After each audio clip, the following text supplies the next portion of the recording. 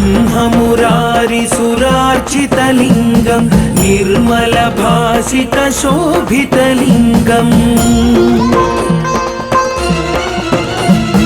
जन्मज दुःखविनाशकलिङ्गं तत्प्रणमामि सदा शिवलिङ्गं देवमुनिप्रवरार्चितलिङ्गं कामदहनकरुणाकरलिङ्गं रावणदर्पविनाशनलिङ्गं तत्प्रणमामि सदा शिवलिङ्गम्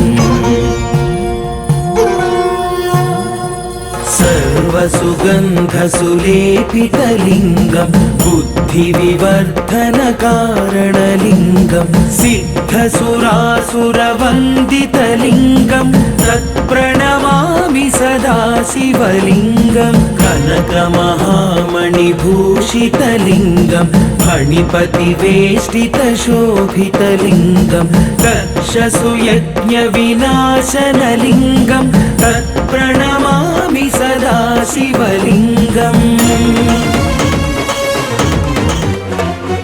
कुङ्कुमचन्दनलेपितलिङ्गं पङ्कजहारसुशोभितलिङ्गम् सञ्चितपापविनाशनलिङ्गं तत्प्रणमामि सदा शिवलिङ्गं देवगणार्चितसेवितलिङ्गम्।